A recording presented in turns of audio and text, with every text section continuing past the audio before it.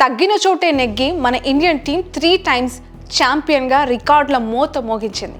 ఇదే అహ్మదాబాద్లో, ఇదే నరేంద్ర మోదీ స్టేడియంలో 2023 వన్డే వరల్డ్ కప్ని మన వాళ్ళు ఫైనల్ వరకు వచ్చి జస్ట్ మిస్ చేసుకున్నారు. బట్ ఈ రోజు అదే వెన్యూలో కొన్ని వేల మంది చూస్తుండగా, కొన్ని కోట్లాది మంది అభిమానులు మన ఇండియా గెలుపు కోసం 1000 కళ్ళతో ఎదురు చూస్తూ ఉండగా మన ఇండియన్ టీం తన జెండాని అక్కడ పాతింది. ఏ ప్లేస్లో అయితే భారత అభిమానులు ఇండియన్ క్రికెట్ టీం పైన నమ్మకం కోల్పోయారు, మళ్ళీ అదే ప్లేస్లో ఆ నమ్మకాన్ని సగర్వంగా నిలబెట్టగలిగారు. వన్డే వరల్డ్ కప్లో సక్సెస్ అవ్వని టీమిండియా T20 ఫార్మాట్లో ఇలా ఎలా దూసుకు వెళ్ళగలుగుతోంది? సెమీఫైనల్కి కూడా క్వాలిఫై అవుతుందో లేదో అనే విమర్శల దగ్గర నుంచి ఈరోజు కప్పు సాధించి విమర్శకుల నోర్లు కూడా మూపించిన స్థాయి వరకు ఈ టీమిండియా ఎలా సక్సెస్ అయిందో ఈ వీడియోలో కంప్లీట్గా నేను మీకు తెలియజేయాలనుకుంటున్నాను. ఇది ప్రతి భారతీయుడు ప్రౌడ్గా ఫీల్ అవ్వాల్సిన మూమెంట్. కాబట్టి ఒక 10 మినిట్స్ మీరు ఈ వీడియోని చూడగలిగితే మిమ్మల్ని క్రికెట్ ప్రపంచంలోకి తీసుకెళ్లే బాధ్యత నాది. కొత్త వాళ్ళు మన ఛానల్ని ఫస్ట్ టైం విజిట్ చేసి ఉంటే ప్లీజ్ సబ్స్క్రైబ్ చేసి బెల్ ఐకాన్ని ఆన్లో పెట్టండి.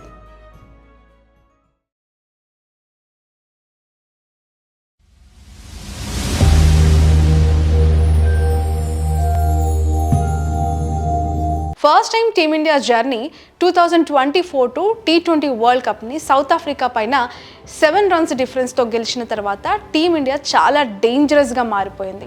ప్రపంచానికి ఒక సవాల్గా మారింది. అప్పటి వరకు సెమీఫైనల్స్ వరకు వెళ్ళి ఓడిపోతారు, లేదంటే ఫైనల్ వరకు వచ్చి ఫైనల్లో ఇంటి దారి పడుతూ ఉంటారు. బట్ టీమిండియాని ఎవ్వరు పడితే వాళ్ళు ఇష్టం వచ్చినట్లు మాట్లాడారు, అనేక విమర్శలు కూడా చేశారు. చివరికి బ్యాట్ బాల్ పట్టుకోవడం రాని వాళ్ళు కూడా ఇండియన్ క్రికెట్ టీంని జడ్జి చేసే స్థాయికి వెళ్ళారు. ఆ స్థాయిలో అవమానాల నుంచి రీసెంట్గా జరిగిన T20 వరల్డ్ కప్ వరకు మన వాళ్ళు ఒక్క కప్ని కూడా మిస్ చేయలేదు.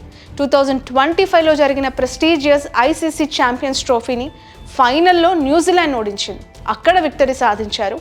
అదే ఇయర్ ఏషియన్ కప్లో ఫైనల్లో పాకిస్తాన్కి చెమటలు పట్టించి సక్సెస్ అయ్యారు. ఇక చివరిగా 2026 T20 వరల్డ్ కప్ని కూడా మన వాళ్ళు విన్ అయ్యారు. ఈ విన్నింగ్స్ ఏమి టీమిండియాకి పూల పాన్పుపై వేస్తే రాలేదు, కేవలం అవమానాల్ని దిగమింగుకొని ఒక్కో మెట్టు చాలా కష్టపడి ఎక్కుతూ సాధించిన విజయాలు అవి మనకు కనిపిస్తూ ఉన్నాయి. 2026 వరల్డ్ కప్ గురించి ప్రత్యేకంగా మాట్లాడాలంటే ముందు మన ఇండియన్ ప్లేయర్స్ గురించి ఖచ్చితంగా మాట్లాడాలి. మీ అందరికీ తెలుసు, ఒక్కొక్క క్రికెటర్ది ఒక్కొక్క స్టోరీ, ఒక్కొక్క సాడ్ పార్ట్. ప్రతి ఒక్కరు కూడా మన హార్ట్కి చాలా గట్టిగా కనెక్ట్ అయ్యే పర్సనాలిటీసే. సో ఈ టోర్నమెంట్ ముందు వరకు కూడా సంజు శాంసన్ అసలు ఫామ్లో లేడు, ఒక్క మ్యాచ్ కూడా మంచి ఇన్నింగ్స్ ఆడలేదు. అసలు సంజు అంటే తెలిసిన వాళ్ళు కూడా చాలా తక్కువే. But coach Gambhir and team అతనిపై ఉంచిన నమ్మకం ఈ టోర్నమెంట్కి సెలెక్ట్ చేయాల్సి వచ్చింది. అసలు ఎందుకురా బాబు వీడిని సెలెక్ట్ చేశారు అని చెప్పి చాలామంది సంజుని తిట్టుకున్నారు, ఓపెన్గా విమర్శలు కూడా చేశారు. చాలా విభేదాలు, విమర్శలు కూడా సంజు అందుకున్నాడు. బట్ ఈరోజు మన టీమిండియా నాకౌట్ మ్యాచ్లో వెస్టిండీస్పై భారీ స్కోర్ ఛేదించిందన్న, సెమీఫైనల్లో ఇంగ్లాండ్ పైన భారీ లక్ష్యాన్ని స్కోర్ బోర్డ్ పైన పెట్టగలిగారు అన్న రీజన్ అయినా, చివరికి న్యూజిలాండ్తో జరిగిన ఫైనల్లో కప్పు గెలవటానికి రీజన్ అయినా Sanju Samson played a crucial role అని ఖచ్చితంగా మనం చెప్పాలి. అప్పటి వరకు ఏముందిలే ఇంకా మనోడు సర్దుకోవడమే అని అనుకున్నారు అందరూ. బట్ తన బ్యాట్తో అపోజిషన్ టీమ్స్ని మడత పెట్టేశాడు గ్రౌండ్లో ఒక రకంగా చెప్పాలంటే. ఇక అభిషేక్ శర్మ టోర్నమెంట్ ముందు వరకు కూడా ఫామ్లో ఉండి టోర్నమెంట్లోకి ఎంటర్ అవ్వగానే ఫామ్ మొత్తం గాలికి వదిలేశాడని చెప్పి ఇష్టం వచ్చినట్టు మాట్లాడారు తన గురించి. కానీ అదే అభిషేక్ ఫైనల్ 3 ఓవర్స్లోనే హాఫ్ సెంచరీ చేసి ఇండియాకి మంచి స్టార్ట్ అందించారు. అసలు టీమిండియా ఈరోజు ఇలాంటి ఫామ్లోకి వచ్చిందంటే main reason the pocket dynamo. Team ఫామ్లో ఉందా లేదా, వికెట్స్ పడ్డాయా లేదా, మనం గెలుస్తున్నామా ఓడిపోతున్నామా అనే ప్రెషర్ని పట్టించుకోకుండా దొరికిన బాల్ని దొరికినట్లుగా బాధిస్తుంటాడు. సో ఈవెన్ ఫైనల్లో కూడా అతని batting and fielding performance top నాచ్గా ఉంది.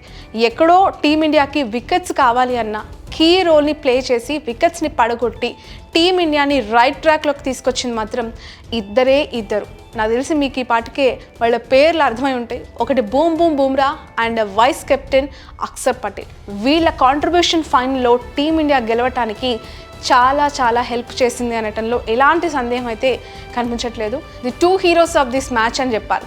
మీకు మన తెలుగు కుర్రోడు తెలుసు కదా, అదే మన తిలక్ వర్మ. చాలామంది నేను హాఫ్ సెంచరీ చేయాలి, లేదంటే నేను ఎక్కువ రన్స్ కొట్టాలి అనే ఆలోచనతోనే ఉంటారు. కానీ తిలక్ వర్మ ఒక్కడే టీమిండియాలో ఏ పొజిషన్లో బ్యాటింగ్కి వచ్చినా వీర బాదుడు బాదాడు. ఈవెన్ హార్దిక్ అండ్ సిక్సెస్కా బాబ్ శివం దూబే కూడా సేమ్ అదే ఫార్మాట్ని ఫాలో అయ్యారు. ఇక్కడ ఇప్పుడు మనం అసలైన వ్యక్తి గురించి మాట్లాడుకోవాలి. The captain Suryakumar Yadav.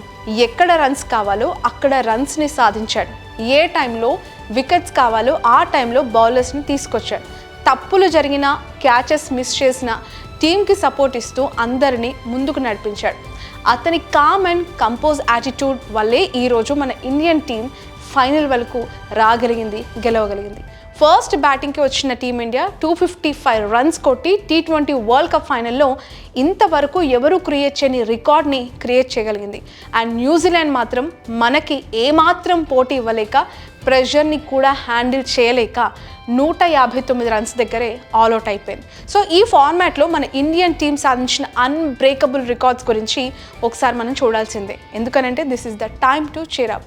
A country చేయలేని విధంగా వరుసగా 2 T20 వరల్డ్ కప్స్ని సాధించిన ఏకైక దేశం మన ఇండియా అండ్ మన క్రికెట్ టీం.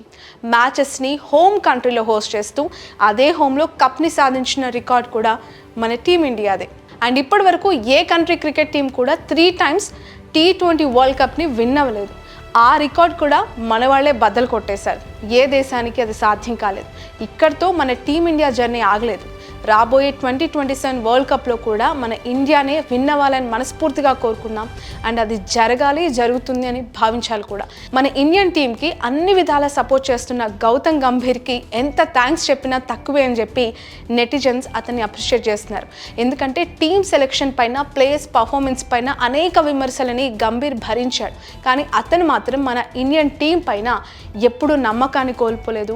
ఏ అవసరంలో ఏ ప్లేయర్ ఎలా ఆడతారో కూడా తెలుసుకొని ముందుగానే సంజు లాంటి వాళ్ళని టీంలోకి ఇన్వైట్ చేసి వాళ్ళకి ఛాన్స్ ఇవ్వటం, హీరోలుగా నిలబెట్టడం గంభీర్కే సాధ్యమైంది. ప్రతి ఒక్క ప్లేయర్ని చివరి వరకు సపోర్ట్ చేసుకుంటూ వచ్చారు గంభీర్.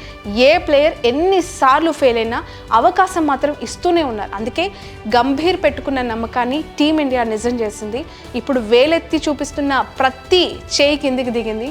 నోరు జారిన ప్రతి మనిషి, ప్రతి నోరు వెనక్కి వెళ్ళింది, వెనక్కి తగ్గారు అని చెప్పి అనిపిస్తుంది. మన ఇండియన్ క్రికెట్ టీం యొక్క జర్నీ, వాళ్ళ సక్సెస్లు, వాళ్ళ కప్పులు, వాళ్ళ గెలవటాలు, వీటన్నిటి వెనుక గంభీర్తో పాటు మరొక ఇంపార్టెంట్ పర్సన్ జైషా. అమిత్ షా కుమారుడిగా కాదు, అతనికి అతను ఒక ఓన్ ఐడెంటిటీని క్రియేట్ చేసుకొని తన క్యాలిబర్ని ఎప్పటికప్పుడు ఎక్స్ప్రెస్ చేస్తూనే ఉన్నారు. ప్రతి సందర్భంలో కూడా జైషా దగ్గరుండి మ్యాచ్ని చూస్తూ ప్రతి సందర్భంలో ఇండియన్ టీంకి ఏ అవసరం ఉన్నా, ఎవరికి ఏ కష్టం వచ్చినా నేనుంటాను అని చెప్పి అతను టీంని లీడ్ చేస్తూ ఉన్నాడు.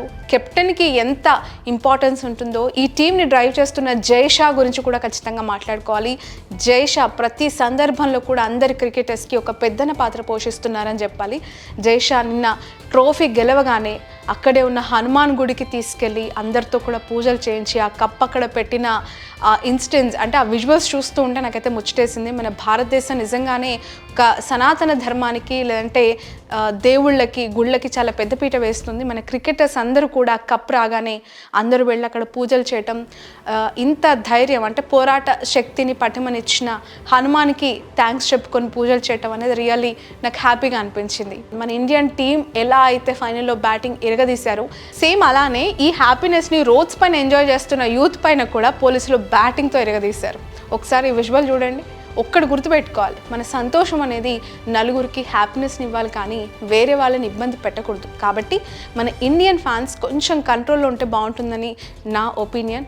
మోర్ ఓవర్ ఫైనల్గా మన ఇండియన్ టీం పైన మీ ఒపీనియన్ ఏంటి? ఫ్యూచర్లో కూడా ఇలానే ఆడుతుందా, లేక చాలా కప్స్ వచ్చాయి కదా అని చెప్పి గేమ్ని లైట్ తీసుకుంటారా? అలాంటి ఛాన్స్ ఉందా? ఈ వీడియో స్పెషల్లీ క్రికెట్ లవర్స్ కోసమే చేశా కాబట్టి మీరు ఖచ్చితంగా రెస్పాండ్ అయ్యి మీ ఒపీనియన్ కింద కమెంట్ సెక్షన్లో మెన్షన్ చేయాలని మనస్ఫూర్తిగా కోరుకుంటున్నాను. నా తరపున, మన ఫాలోవర్స్ తరపున, మన ఇండియన్ టీమ్కి wishes and all the best and congratulations.